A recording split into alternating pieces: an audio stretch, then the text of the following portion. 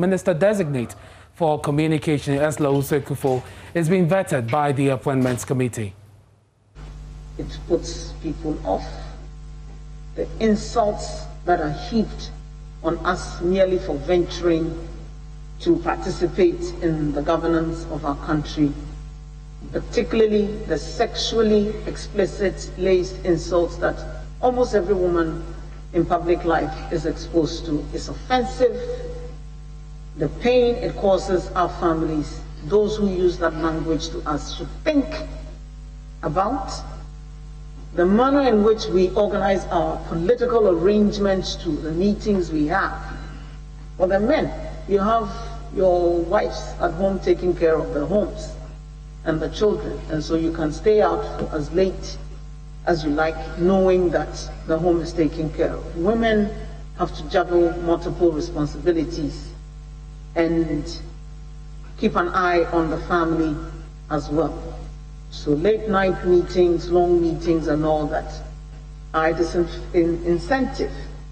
Fundraising exposes women in politics to all manner of dangers when people make unseemly advances to you merely because you're going to seek resources to finance your campaign.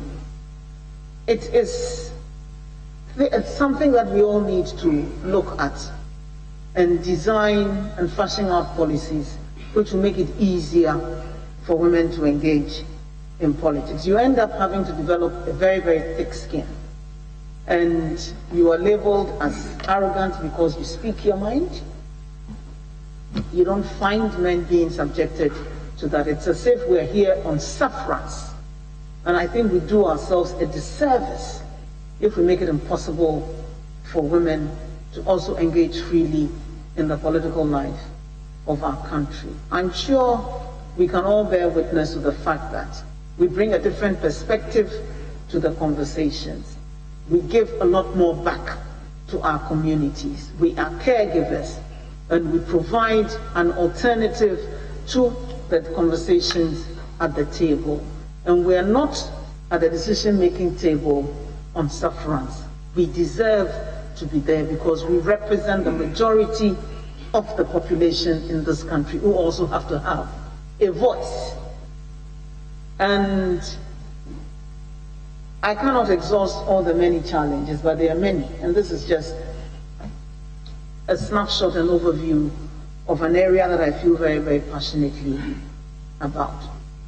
And I believe that on both sides of the House, the two caucuses need to, the female caucuses on both sides of the House, we need to sit down and have a conversation about how we're going to work collectively together to advance the cause of the women in this country. Irrespective, regardless of our political affiliation, we're women first, and we represent the women of this country. And together we are their voice in the House. And we can work together to make life a little easier for our younger sisters and children who see us as role models and would like to also follow in our footsteps. I hope that the difficulties will end with this generation of female politicians, and it will not be extended to the next generation, so that they would have an easier life in the politics of this country. But we're not going anywhere. We're here for keeps. And so we all have to face that reality. And we're here to stay and learn to work with us so that together our country will be better off for it. And both hands, left and right, will work together to develop our country. Thank you. Thank you, Mr. Chairman. Honorable, thank you for your well-articulated views on women challenges. But let me also look at the SDGs.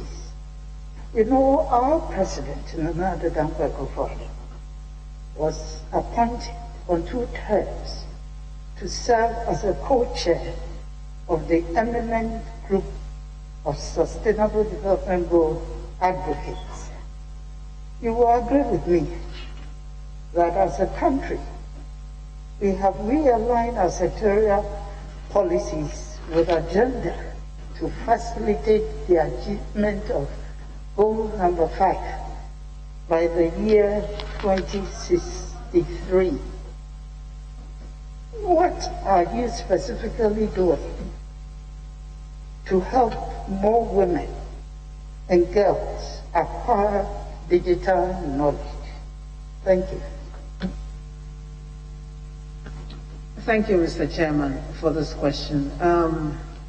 The world is changing. We're moving towards a fourth industrial revolution. If we do not acquire the right skills, we will be left behind.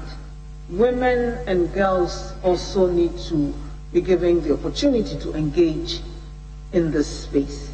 And since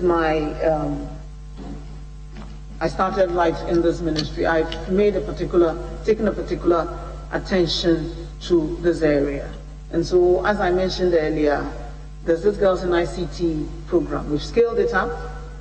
We are training more girls in the most remote parts of this country. We're encouraging them to also engage in this space. We're not just giving them the practical computer literacy and basic coding skills that they need even in the work that they do. We're providing them with computer laboratories where they are. And in addition to that, we have a mentorship program, which I think is one of the best things that we could do for the girls. And we expose them to interaction. We give them an opportunity to interact with females in ICT who are working in the technology space.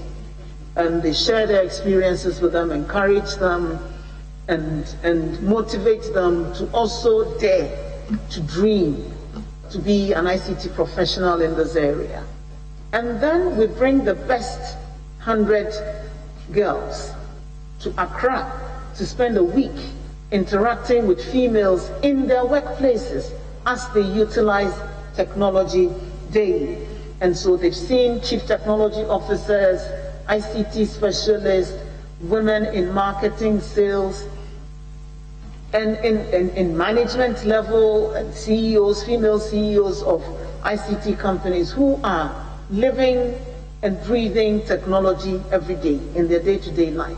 So it's not just an academic exercise for them, but they see ICT in action in the lives of females in technology. I got letters from many young girls around the country. I was bringing it, but I forgot. Heartwarming that for many of them, they never thought it would ever be possible for them to meet women at the highest levels in various fields of endeavor who are also using technology. And for them, it's an indication of the possibilities that are available if they also get a career in ICT. One lady said she had planned and decided that she was going to be a nurse, but after that exposure, she's going to be a software designer. A 9-year-old says she's going to design her own robots. And it is heartwarming to hear such stories. So for me, creating the opportunity for women to engage at that level, for girls to be challenged and interested in taking up careers in ICTs is very, very heartwarming. There's a technology lab and a mobile hub that has been set up at the Accra Digital Center and the KNUST. And as part of their mandate, more than 40% of the women, the people they train, must be women. And the latest report I received is that they've trained about 5,000 people, 44% of whom are women in website creation, all kinds of things, applications and software development, and all kinds of things. And so I'm excited that this space is also being created for more women to engage. We can excite them to do more. And I think we just barely scratched the surface. You're excited about the girls. And I make no apologies for it, Mr. I'm not Chairman. asking you to apologize. Thank you, Mr. Chairman. My final question. Honorable Minister-Designate, I think during the vetting for the past 4 days that we've been sitting, this question has been put to almost all the ministers, especially to do with security and defense. fraud on social media and impersonation is on the rise. And how do you intend to curb it as the use of social media platforms are also increasing? Hello? How do you intend to curb it? Yes? Fake accounts. I'm talking about fraud and fake accounts and impersonation. Yes. How do you intend to curb it as the use of social media platforms are also increasing? Thank you. Thank you, Mr. Chairman. I believe that question was even asked by the National Security Minister as well. It's a very, very prevalent problem that we face, and almost all of us have had our identities cloned and fake accounts set up through which people solicit for or extort monies from people, claiming the supposed minister or MP or senior government official was going to provide them with jobs, and they needed to provide protocol forms, buy protocol forms for it. We've said over and over again that those are false claims, and nobody is providing jobs on WhatsApp or these social media, Facebook or these social media platforms. The National Cybersecurity Center has a working relationship with Facebook, and once they are alerted, Facebook pulls down those fake sites. But we also need to certify if we are on those social media platforms. We have to indicate which is our real, authentic page, so that that can be protected. And any other page that is set up using your identity will be pulled down. But as fast as they are pulled down, they pop up. And that is why we believe that registering SIMs and devices will be an easy way of clamping down on those who are using these digital platforms to defraud people, so that we can go against them, because their identities will no longer be hidden. And it's an imperative that we set that infrastructure in place. Thank you, Mr. Chairman. Yeah. Can I take a short comfort break, please? Yes, you may. So, honourable members, 5 minutes. You take your break and come back. 5 minutes.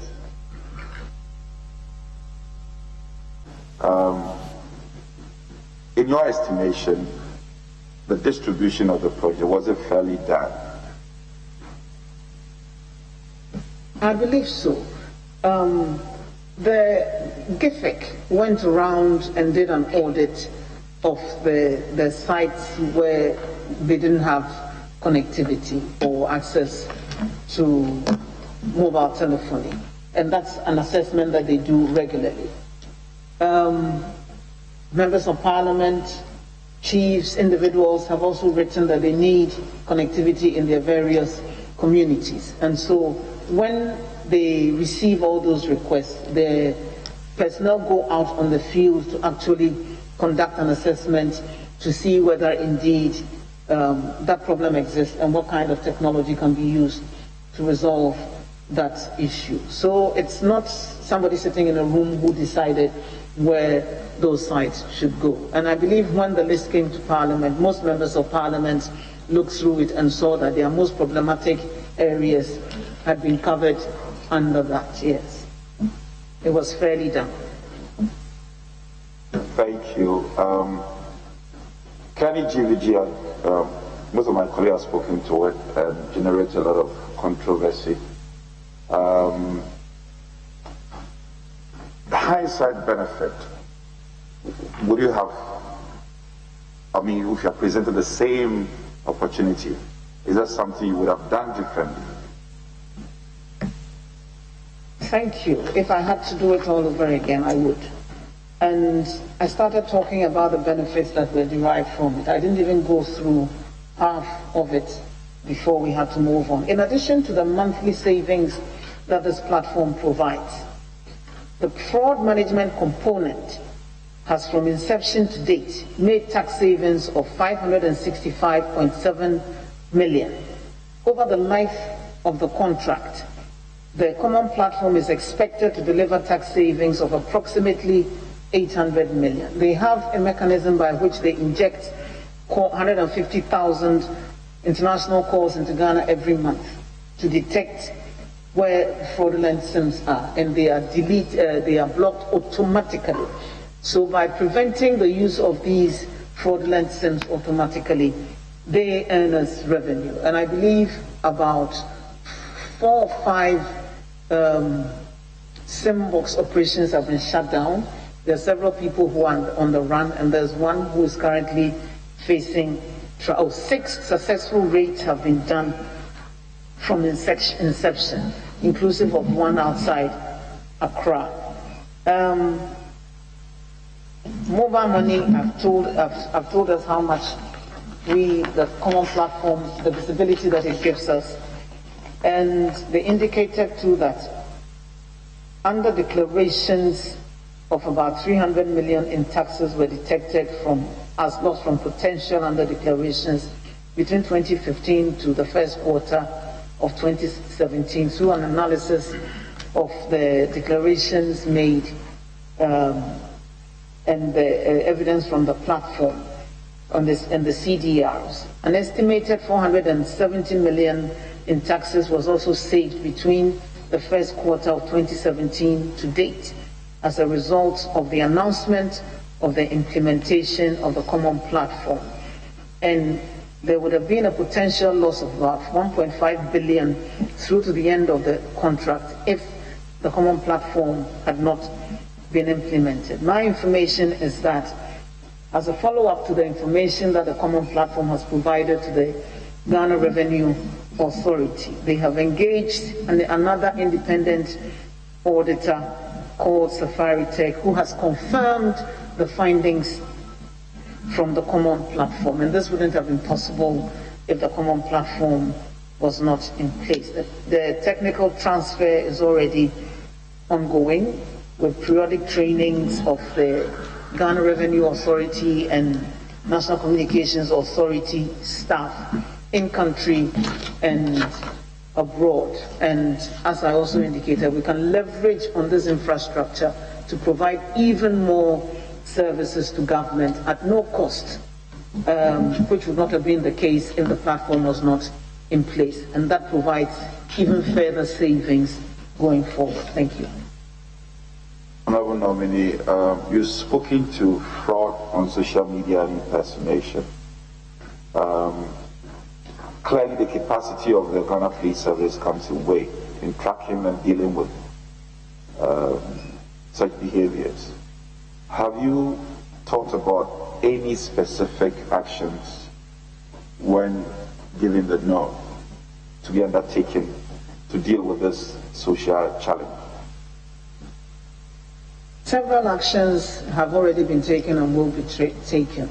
And the capacity of the law enforcement agencies are also being enhanced in this sector as well. And they are part of the joint cybersecurity task force or technical working group that has been set up under the law. And they're working closely together. There's actually a police officer who's been seconded to the cybersecurity center currently, who's working with them on it. And so, together with the traditional law enforcement agencies, who will be giving even more capabilities under this law, we're hopeful that we'll get a handle on the security incidents in our cyberspace. Thank you. This will be my last. Corporate social responsibility, CSR. Honorable nominee, there are a number of telecom companies, reputable ones, huge ones, who are, by my assessment and estimation, are doing well. In the absence of a specific law in our country regulating CSR, over the years, what is your assessment of how these companies have performed in executing corporate social responsibilities? And is that something you think we should do differently going forward? They've done well. but they can do better. I believe this year marks the 25th anniversary of MTN in Ghana, and they've indicated that they're going to do a lot of key projects, corporate social responsibility projects to mark that. I know that Vodafone also has its foundation, as the MTN Foundation does, and they do a lot of projects. I'm looking forward to working closely with them to roll out projects within the ICT space which would enhance usage, capacity building for public-private sector, our young people, and equip them with employable skills in the future. So even though I commend them for the work they've done in even encouraging the growth of local applications industry in this country, they can do more, and we'll work with them to get that done. Thank you. And I would appreciate that. Thank you, Mr. Speaker. Mr. Speaker, I'll be grateful if the nominee will give short answers so I can move quick. And also, I want to draw attention that I'll go to the NCA website just to show the what you call the FM authorization, the data along the line. Mr. Chairman, the nominee in answers to earlier questions said, Honorable Ursula did not close down radio stations. Did I hear you say that? Yes, you did. I haven't closed down any radio station. She also said when she took office, she instructed NCA to enforce the law. Is that right? Yes, it is. So she also said the audit was done in 2017. The audit of the radio stations that had infringed one law or the other, where the audit was done in 2017. That's what she said. I don't know that. Yes. So I want to find out from the Minister-Designate, how has she been oversighting NCA? How you've been, you are the supervising ministry, so how have you been oversighting them? We solicit regular reporting from them and they know it. We visit them and engage them on topical issues. We have discussions with them. They are the technical lead, so they bring suggestions and recommendations about possible policy interventions that can come in place, that can be taken on board. We discuss them. And so there's very regular interaction between the ministry and the NCA and regular reportage from them on the work that they do. So, Mr. Chairman, I want to believe that almost everything that they are doing, you are in the know. Almost everything that they are doing, you are in the know. Don't get involved with the day-to-day operations no, of the with NCA, the briefing but and everything they give you. Reports. You are abreast with the things that they are doing. Based on the answer you gave, that they give you briefing, you hold regular meetings, and ask all the necessary things that you need to do, right? The question was almost everything that they are doing, I am in the know. The answer is no. So you don't deal with the day-to-day? Yes. Okay. But so is the other agencies under your ministry? I have about 10 agencies under the ministry and have regular interactions with all of them as well. Are you aware that none of the agencies under you have submitted its annual report to this House from 2017 to date? Thanks for the timely reminder. We will ensure that they do so. No, it's just not a reminder, because if you are following the activities very closely and such an important function that they need to perform through you to Parliament, and none of them 4 annual reports. Let's even take 2020, because we are just in February, where the law says 6 months after the year. And from the 3 reports, none has submitted, and you are the supervising minister, and you didn't find anything wrong with it. The question of not finding anything wrong with it, I'll say that it's been an unfortunate oversight. Do you have a checklist in the ministry to be checking the things that they need to comply with by law, especially that has to do with Parliament? Could you please repeat the question? I'm saying that do you have a checklist of activities that the agencies under you need to perform, especially with regards to Parliament? Checklist? No, I don't. You don't? Honorable Nominee, you were a member of the Communication Committee before you became the Minister for Communications, am I right? Yes. How long did you serve on that committee? Pardon? How long have you served on that committee, on Communication, Committee of Parliament on Communication? I think I was on the committee from 2013 to January 2017. So you've been on that committee for 8 years? 4 years. 8 years, right? 4 years. Or 4 years. Mr. Chairman, the minister said they needed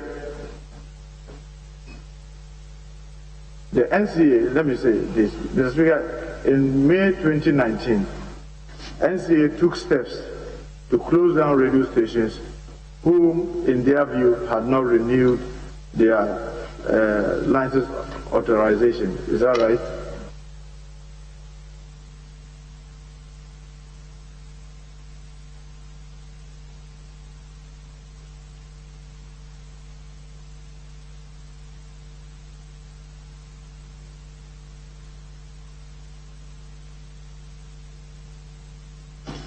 Between 2017, the enforcement action started in 2017.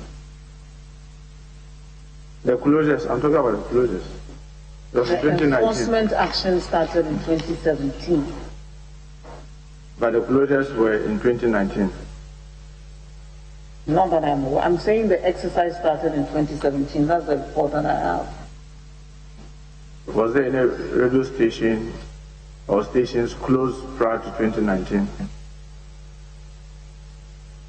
Periodically, even outside this exercise, those stations that require to be closed down by the NCA, I believe, are closed down. So it's possible that some were closed down in 2019. I wouldn't know. When the closure came, did you hear the public outcry about this radio station has been closed down and all the noise? You heard it? I came to this house to report on it. Yes, I heard it. And did you try to get NCA to tell you how they went about it? I get regular reports from the NCA on this matter, since it's a matter of great public concern. Did you find out from NCA whether they were taking the yearly regulatory fee from these radio stations without reminding them to get the authorization renewed? The question again, please. NCA was taking regulatory fee, yearly regulatory fees from these radio stations. I don't know. But you are the minister. You bring their fees and charges. I don't get involved in the day-to-day activities of the agencies under my ministry. That's not my mandate. I supervise them on the policy. The board is responsible for their operations and management, the day-to-day operations and management, not the minister. Okay, so you couldn't have known or asked them whether they've been taking the yearly fees from the radio stations? I didn't hear the answer. I didn't hear your answer. What was the question? That you didn't bother to find out from them whether they were taking the yearly fees from these radio stations. I would assume that they will do their work according to law. And until there's an issue raised, there would have been no need for me to make any such inquiries. Have you found out whether there have been any reminders to the radio stations about the renewal of their authorization by NCA? The report that they've submitted tells me that there is now improved regulatory compliance. They now have more visibility on who is due for what because of the exercise that they undertook. So it has improved their own regulatory oversight of the sector, and more people are complying.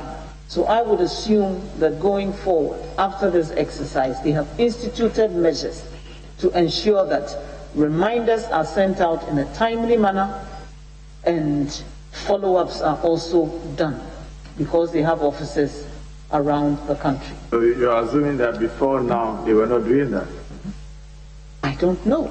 I can only talk about what's happening. I will find out from them whether they had done that in the past. Because I you will said find out. Some were have not renewed their authorization for 16 years.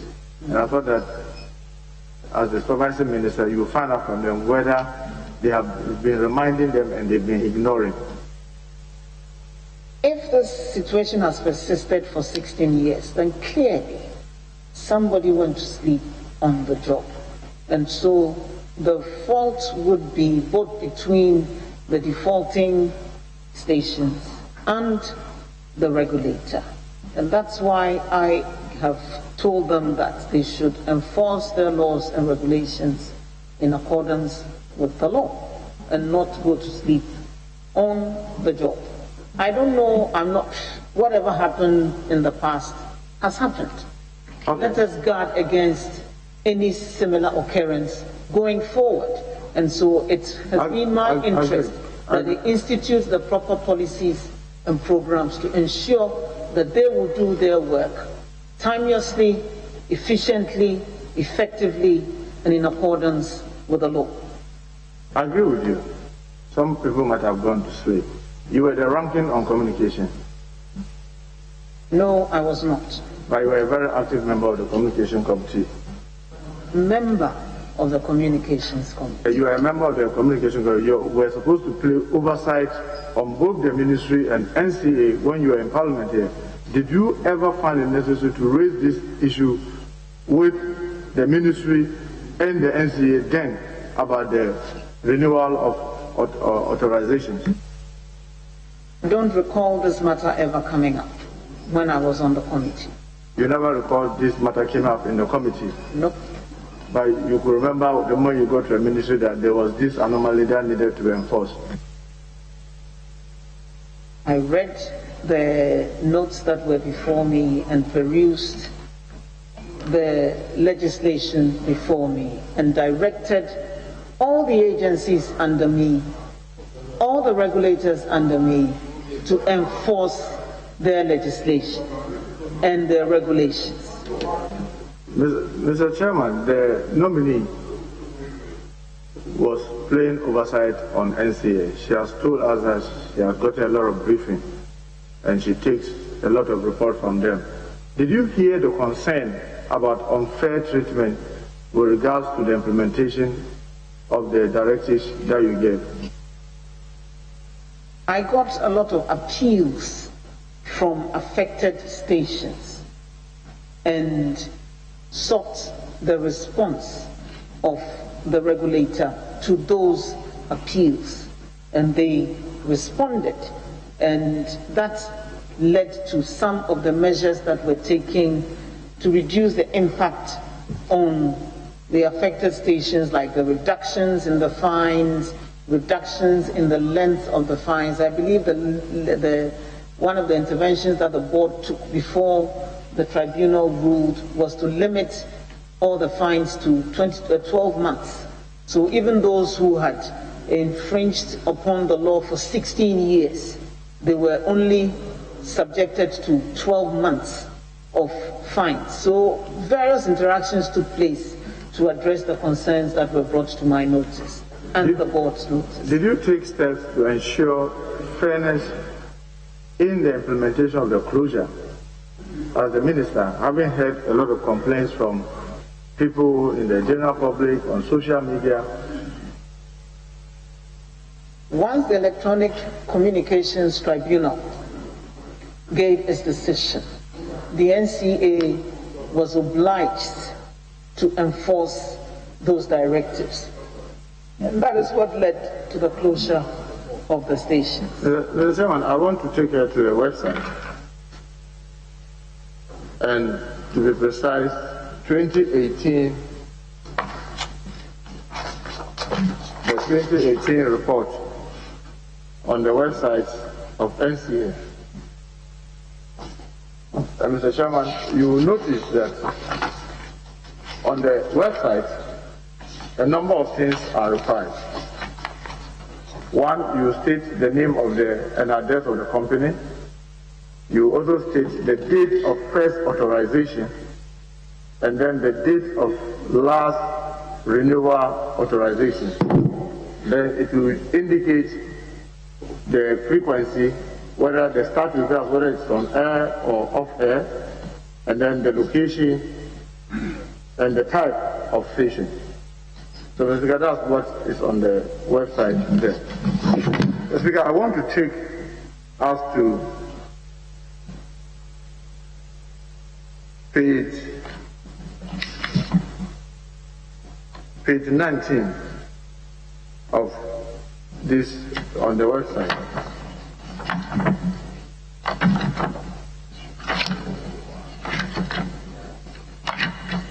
On page 19, that's the item 24. You have J-Live FM, and the first date of authorization is 9th January 2009, and the last date of renewal authorization was 7th March 2017. Minister, I want to believe that the last authorization date is showing the last time they renewed their authorization license. Is that right? I wouldn't know. No, Minister, you supervise the ministry. You are a member of the communication committee, and you know NCA as a website. So you can't say you don't know. Well, you are the minister, you are the supervising minister. Mr. Chairman, the minister advises on policy. The minister does not deal with the day-to-day administration or operations Mr. Chairman, the minister of the said entity. when there were complaints, she was heard severally explaining that it is not true that people were targeted based on some other reasons. And I want us to go to her website, the website of the agency and the head, to prove to her beyond reasonable doubt that this happened. And she's just saying that, oh, I don't know. But I think it's very clear that all of us can see, so that we can go through, so that all of us can see. Honorable Leader, your question is that the left side shows that some people were not paying since 2018, is that right? The closure started in 2019. And I was showing her before 2018, the columns and what it meant, and who was, for lack of better word, in good standing and who was not in good standing. And then I'll take her and show her example, Mr. Chairman, with your permission. No, why don't you go to the point? What you say it is. So, Mr. Chairman, I'll just show this page 19, 24. It shows that J-Live FM had its renewal authorization. The last one was on 7th March 2017, meaning that the next one will be in 2022. The Speaker, Mr. Chairman, the next one that I want to show is on page 39 of this same page, 39.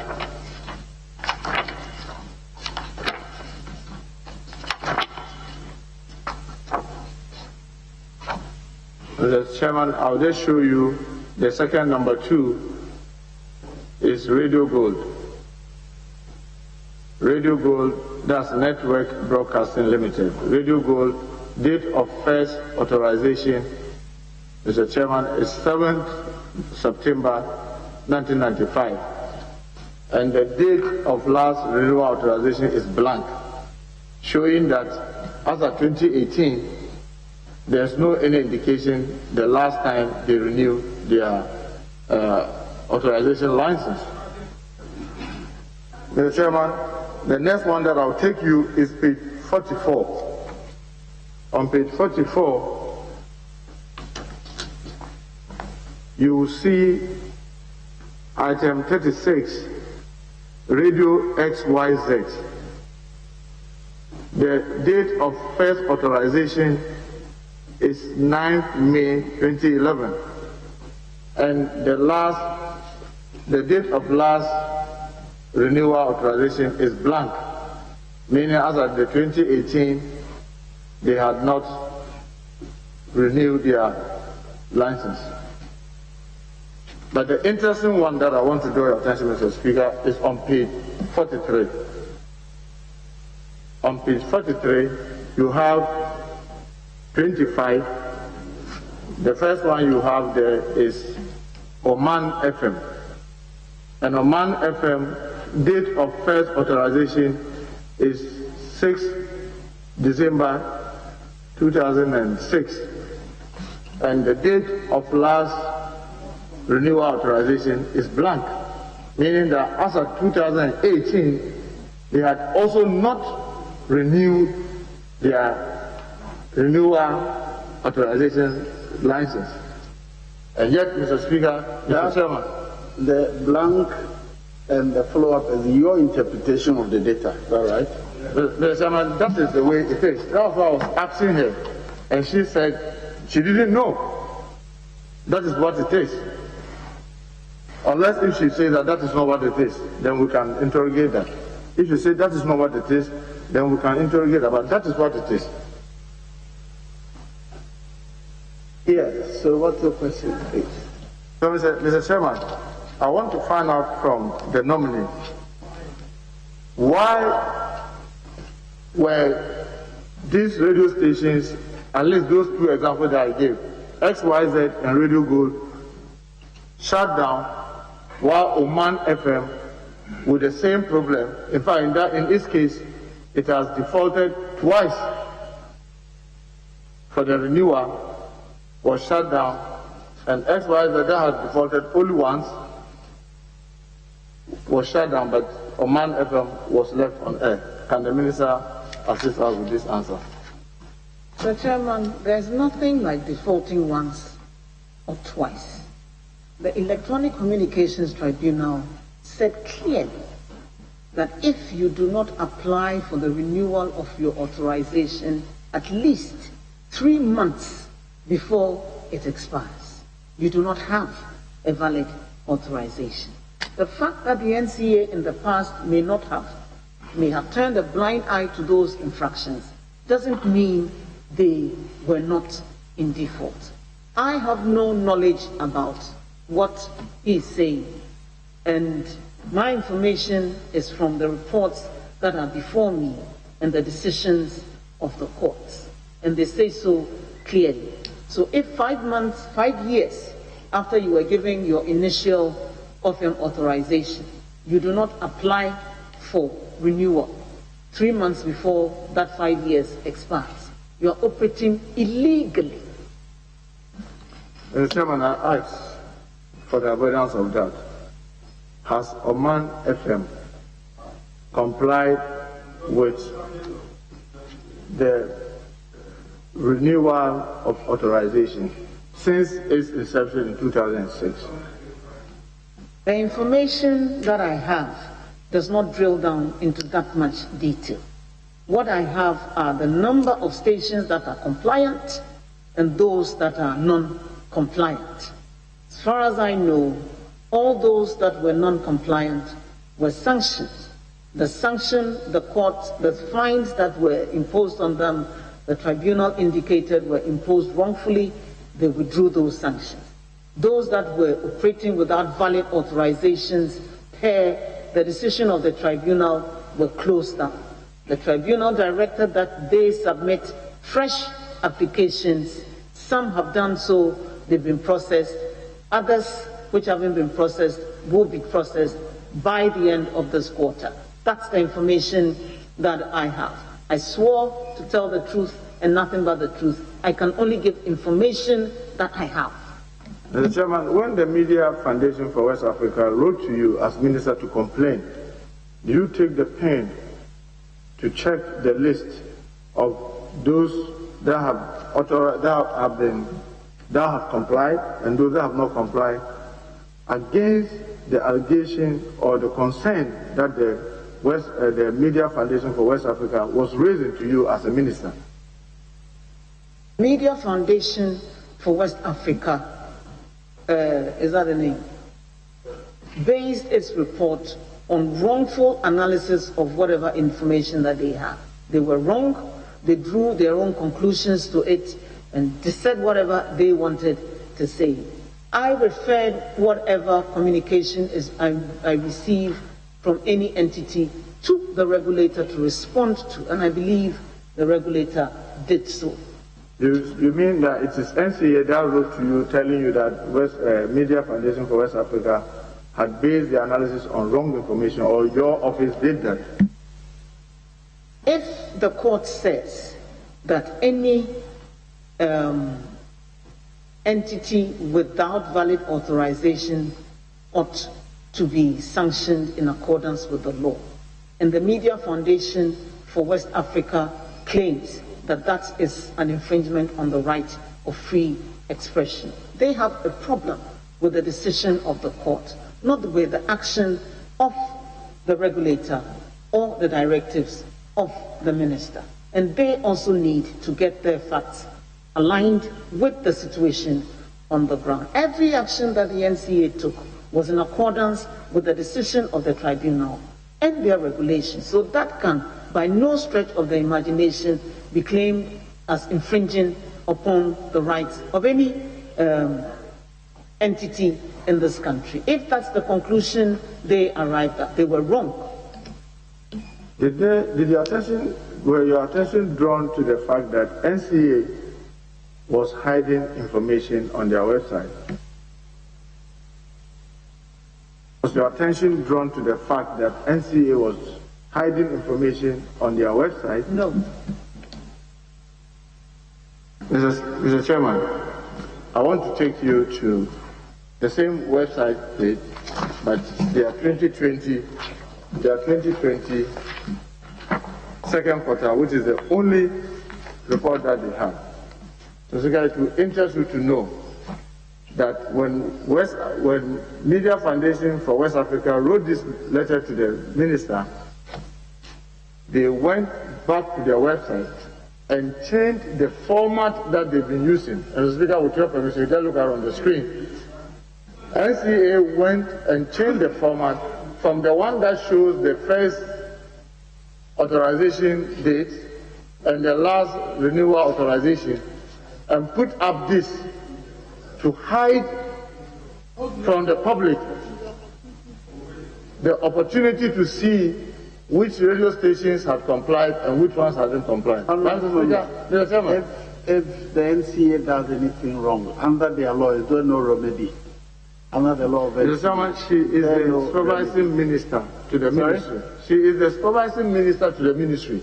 And the letters were written to her. That NCA has hidden yes. data. Yes, the Media Foundation wrote to her.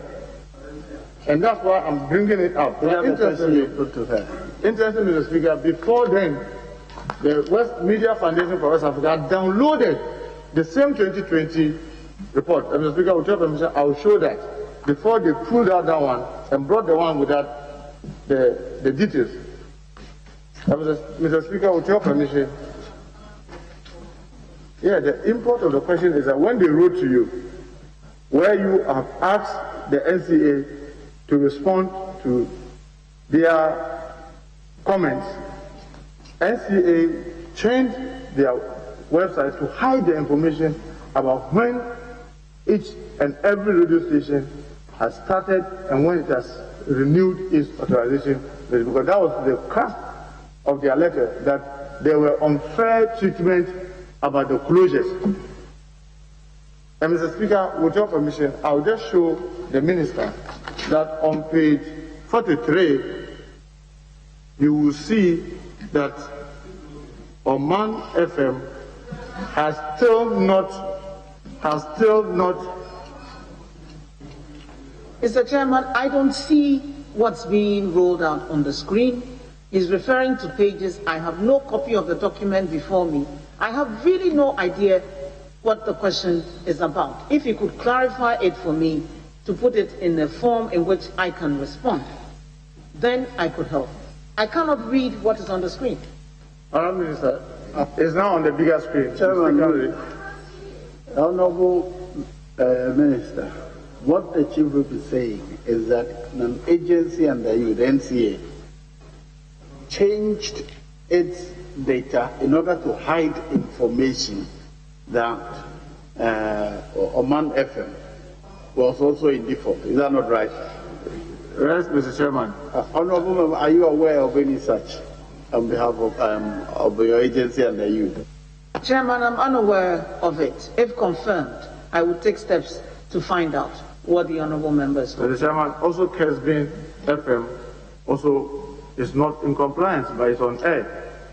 Kesbin FM is not also in compliance, and Kesbin FM had not also renewed its authorization license, and it's also on air whilst others have been closed down. Are you aware of that, Mr. Minister? Designate. Mr. Chairman, the report I have before me indicates that those who were not compliant have been sanctioned, and those who reapplied for fresh authorizations some of them have been approved, others are yet to be dealt with. I don't have details of individual stations and their level of compliance or non-compliance. I don't drill down to that much detail, no. Honourable Minister, will you furnish this committee with report on what the questions that I've raised with one Oman FM, Kesbin FM, that they were not in compliance and they were left on air? Will you investigate this and report to us? She just says so, that if we approve her to investigate this allegation. Mr. Chairman, I wanted to be sure she will get us these details as a committee, because I'm saying this by fact is on their own website. As I indicated, the NCA provides me with reports. I can furnish the committee with copies of those reports. I don't have any reports on specific stations and their level of compliance or not. When I do, I will provide that information. Chairman, with your indulgence, are you giving this committee an assurance that your attention having been drawn to these matters raised by the Honourable Muntaka, you will thoroughly investigate them and work with the Media Foundation to give meaning? It's not state, but you want to enhance freedom of speech, you want to enhance independence of the media. Can we have your word on that? I can give the committee the assurance that if given the nod, I will investigate all these matters and present a report to the appropriate committee of the House. Mr. Chairman, moving to another area, NCA prior to the election gave warning and threat of closure if any radio station was involved or caught involved in political party activities 24 hours before the election. I wanted to find out from the minister what law gave the NCA the power to instruct radio stations to the extent that their participation in political activities within 24 hours could lead to the closure of the radio stations. I'm not aware of any such action taken by the NCA, but if they did that, I believe it would be generally the injunction on ending political campaigning 24 hours before an election. Probably it would be within that framework, but I'm not aware of any such directives issued by the NCA. Minister, I'm worried about, I'm not aware, because you are supervising minister, and I believe that statement that they issue and things that they instruct the public to do should be things of serious concern to you as the minister supervising them. In their day-to-day operations, they issue hundreds of communications and correspondence to all the entities that they are engaged in. If I were to be copied on all of that correspondence, I would be inundated. It is not practicable to expect the regulator to drill down to such detail with the minister. It is not practicable. And so, unfortunately, I am not aware of the day-to-day operations of the agencies under me. That's not my mandate. Mr. Chairman, I want to find out from the Minister whether she is aware that when NCA shut down Tongo radio in Volta region, the excuse they gave was that they were in breach of national security and public interest. I was notified of that by national security, so I'm aware of that. How do NCA determine national interest and public, national security and public interest? I believe that's within their mandate in the application of their own legislation and regulations.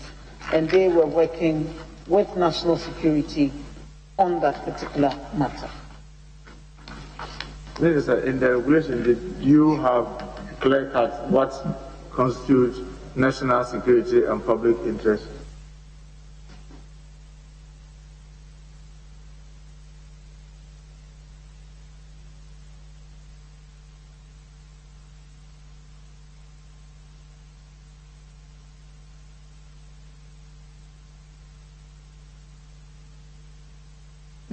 Are you looking for something? Which was, pardon me, I didn't get it. I was asking whether in your regulation there was any definition of what constitutes national security and public interest that could guide NCA as to how, because you could just come at me and say national security and public interest, so shut down. I believe working with the security agencies and based on peculiar facts of each situation, they would be able to determine that. And so I will just ask some few questions on culinary GVG. I just wanted to find out from the minister, at the time of awarding the contract, what was our problem that required that we should engage culinary GVG? What was what? What was our problem that we wanted culinary GVG to solve? The law mandated the connection to the physical nodes of the various network operators, which had not been done.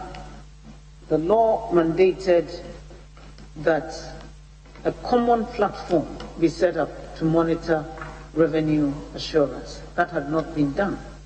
And so those were the issues that we sought to resolve at the time. Mr. What was SUBA and the others doing if you say there was no any common platform?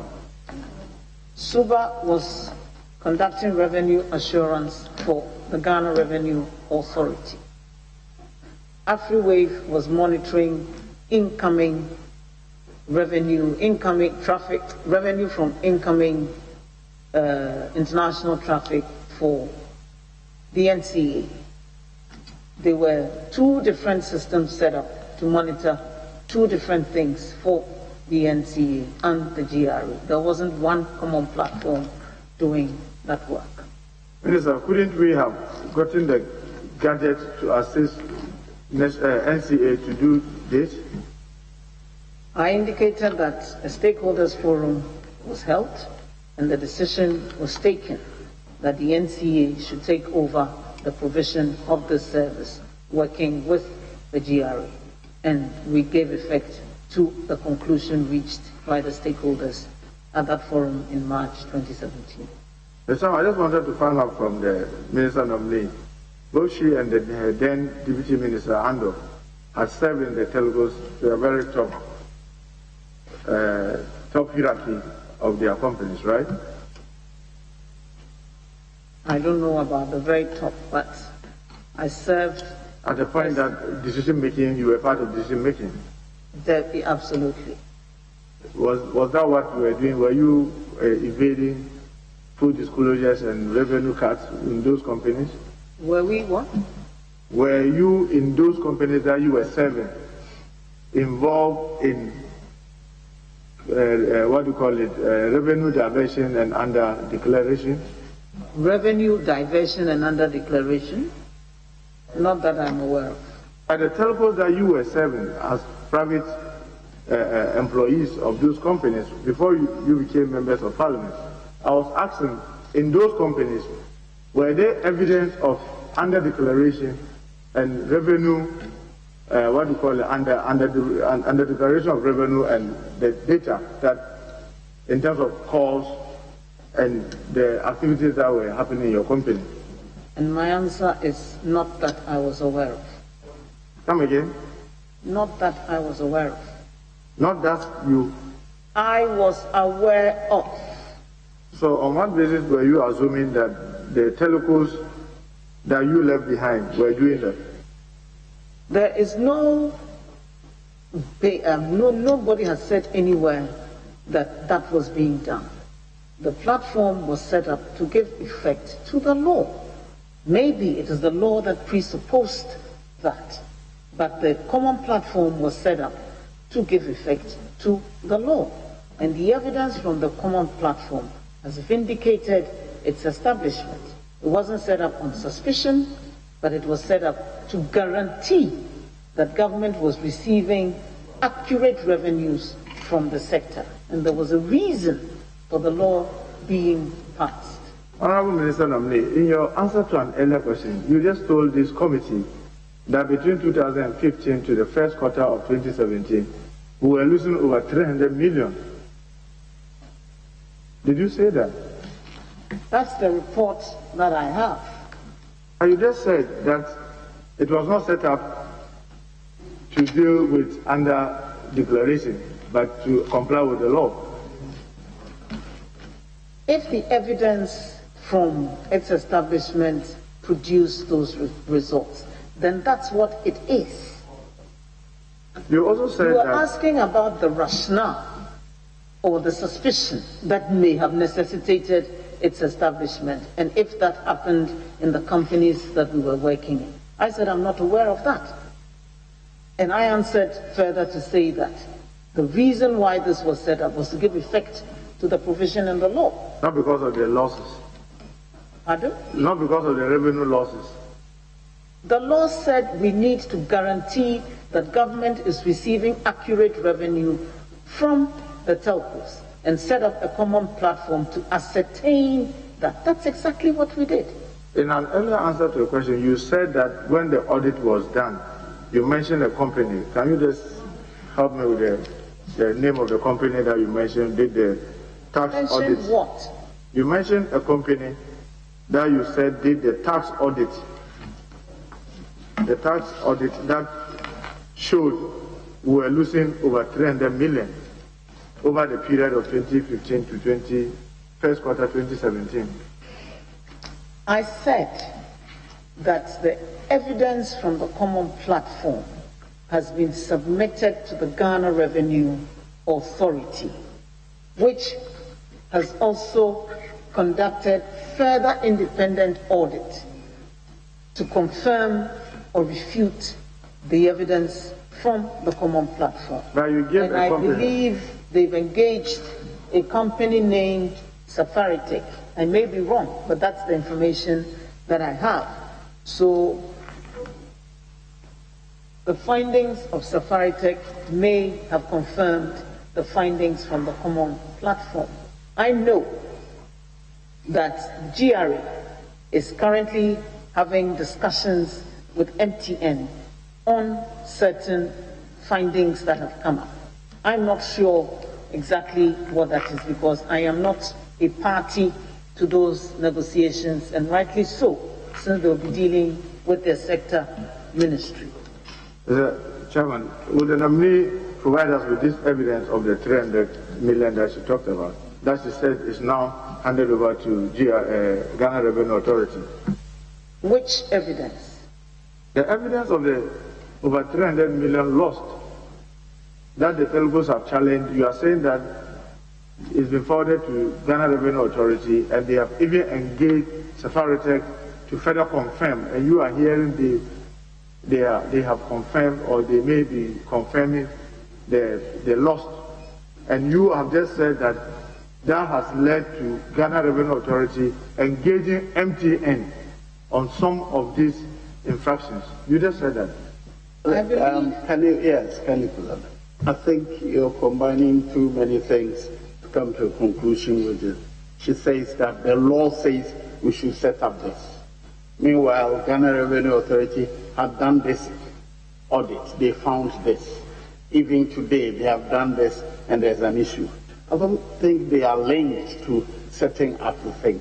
But you're combining them to make them appear as if it is because of this finding that the law was made by us. Yes, I remember that, Mr. Chairman. She came to this house and said that in justification for the establishment of the Colony GVD, they are being vindicated, which has reiterated right now, because of the loss of over 300 million between 2015 and first quarter of 2017. So yes, it may be perfectly true that it was set up to comply with the law, but she's saying that she's been vindicated for setting it up because this is coming out. It's not she being, it's the law. It's the law being vindicated. Mr. Chairman, she just said she has been vindicated for setting up the Colony GVD, but whatever. I just wanted to Can be you sure. use those words, Mr. Chairman? Oh, okay. Which words did you use, Minister? I thought that was what I heard. If that's not what I said, then I'm sorry. I thought that was what I heard. Use those words, Mr. Chairman. I'm sorry. Did you say the 300 between 2015 and first quarter of 2017 is being confirmed by GRA? Did you say that? Mr. Chairman, the